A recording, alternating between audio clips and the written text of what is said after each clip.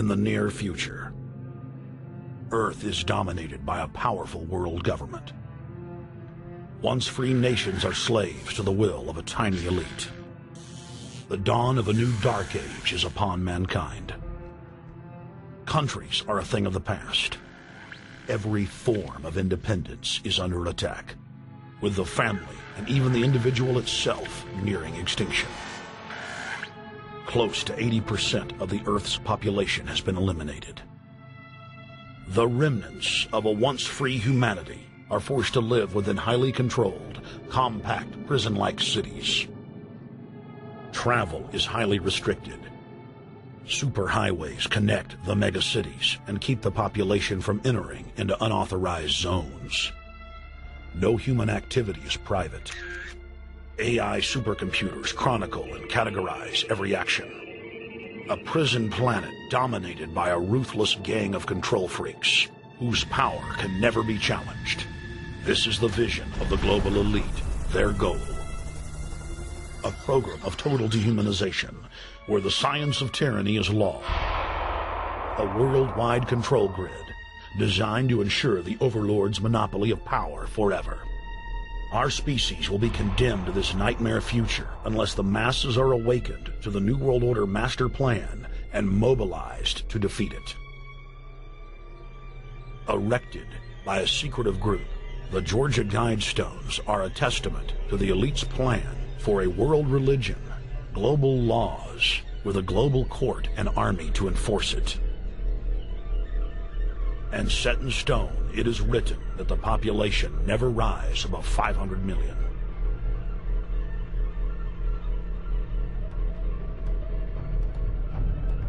In this film, you will learn how our world is truly governed. You will see how highly secretive roundtable groups interlock to form a global intelligence network. This group has been steering planetary affairs for hundreds of years.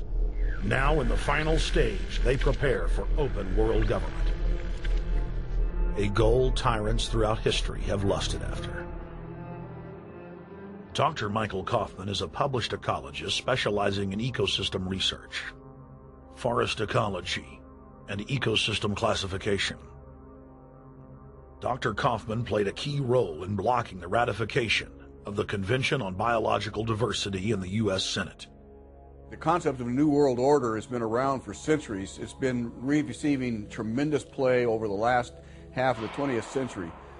George Bush, the first senior president, George Bush, used it a lot in his speeches and really implies that he really wants to see a order in which we have a universal or a global type of governance in which every human being on planet Earth is ultimately responsible to policies that are being formulated at the international level. It is a big idea, a new world order.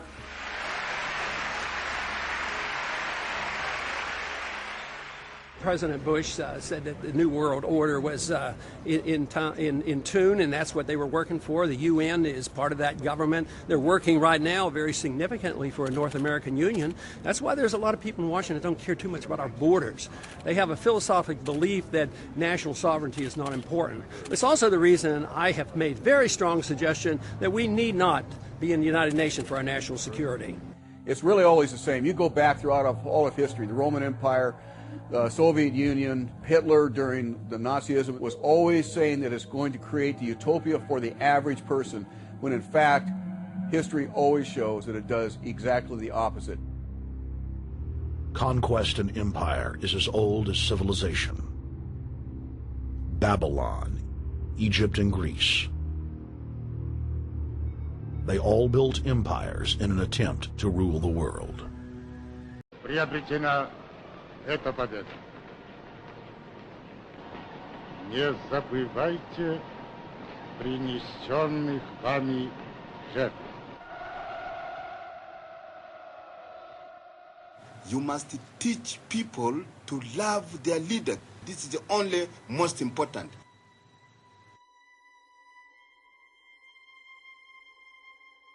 Why don't we learn from the mistakes of our ancestors? Why does humankind find itself bound in a cycle of bloodshed and enslavement? Predatory elites have always rationalized their oppression by claiming that they are superior and have the divine right to rule, when all they really are is a gaggle of ruthless psychopaths, parasitically feeding on the host population until their cancerous movement causes the collapse of the host. There have been thousands of tyrannical governments in history, and less than 10 that can truly be called free. In the 20th century alone, over 150 million people were murdered at the hands of the state. In Russia, the Red Terror consumed the lives of more than 60 million men, women, and children. Hitler's war killed 22 million. During Mao Zedong's reign alone, more than 60 million peasant farmers were killed. And the list goes on. 300,000 innocent civilians killed in Guatemala. More than 2 million souls brutally murdered by the government of Cambodia.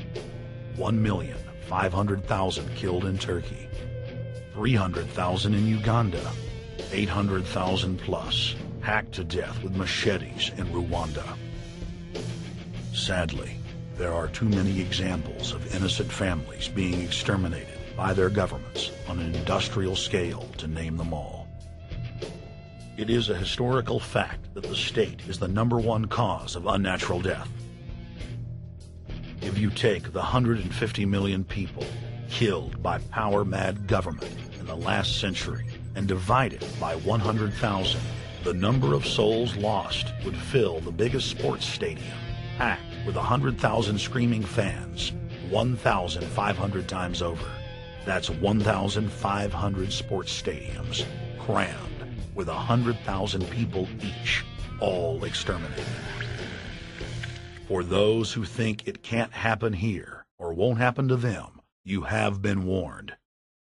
The carnage witnessed in the last 100 years was only the preparatory phase of the New World Order's master plan.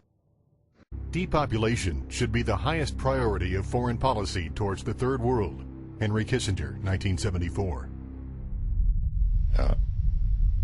There's a need for a New World Order, but it has different characteristics in different parts of the world.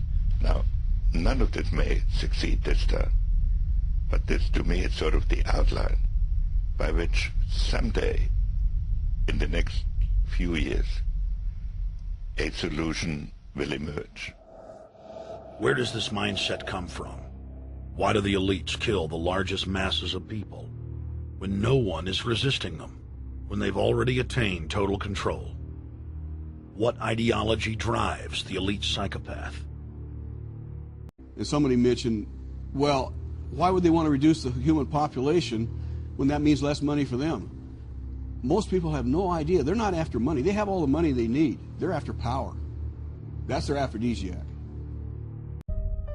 In 1998, Ted Turner pledged to give more than $1 billion to the United Nations to be spent in the implementation of population reduction policies planet-wide.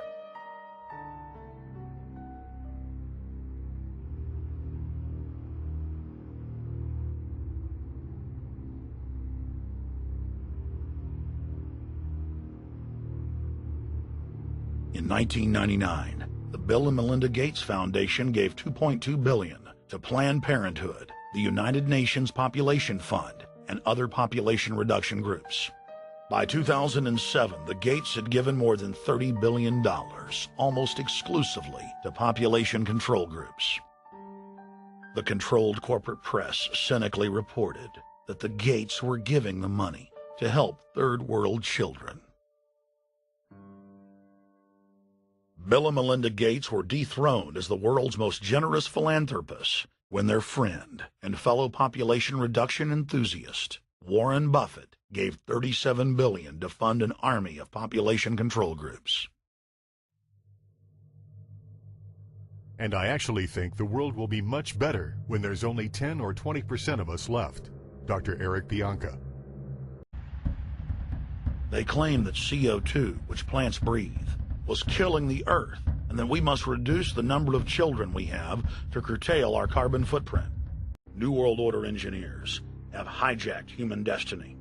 Its controllers have closely studied human behavior for more than 100 years and are now steering us with expert control, using our primitive drives and desires as levers. They have developed their mind control systems to the point of being able to control the average unconscious person like a car.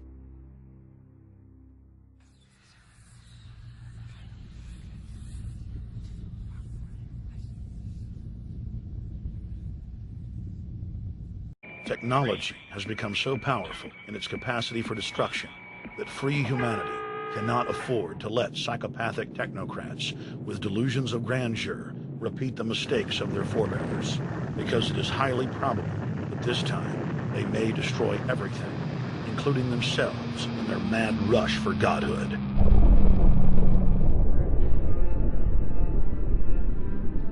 In this film, we have chronicled the Overlord's bloody orgy of experimentation, which already claimed the lives of more than 150 million people in the 20th century. And now, they are promising to deliver an invincible tyranny that will dwarf their past exploits. In the days of World War II, there were sovereign nations and armies to stand against Hitler's final solution. Once world government is in place, no one will be able to stop the New World Order's plans for global population reduction. For those immune to psychological programming, hundreds of FEMA camps have already been built throughout the United States. In their quest for population reduction, no method is off the table.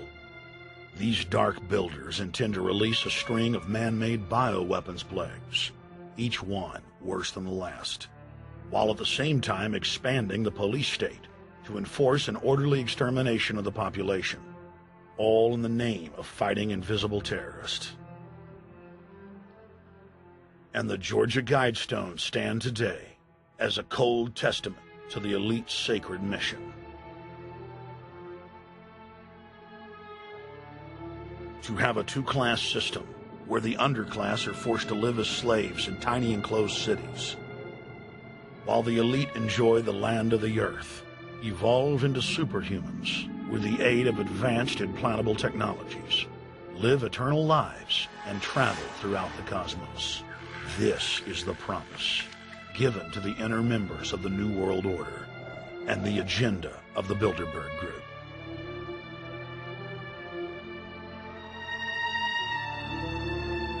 It doesn't mean the Serbs were angels. It doesn't mean Gaddafi's a good guy. The point is it's part of a larger operation. And people are given this false moral reason. But then meanwhile, U.S. Army kill teams posing with the dead women and children. It's so manly. It's not a sad thing when you accidentally kill a kid.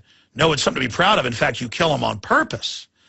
And don't worry, it's now come out in federal court, Blackwater in Iraq, huge coke parties, men running around naked together, running around naked outside in major downtown areas, firing into homes, into cars, and just orgies of bloodletting.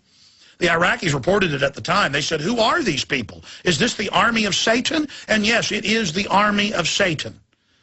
America, the biggest user of drugs, the biggest user of porn, the biggest divorce rate, everything degenerating into pure evil, and everyone just loving it and worshiping the football and the sports, and the dirtier the comedy, the better, just debasing everything so we can be turned into servile, mindless, gibbering, atomized animals who can't defend each other, who don't have rudders, who don't have compasses intellectually or morally or spiritually, who can't communicate, who won't stand up for each other, who laugh at videos of cops beating people to death or shooting citizens in the back. Total judgment being prepared to be poured out as America begs to be destroyed.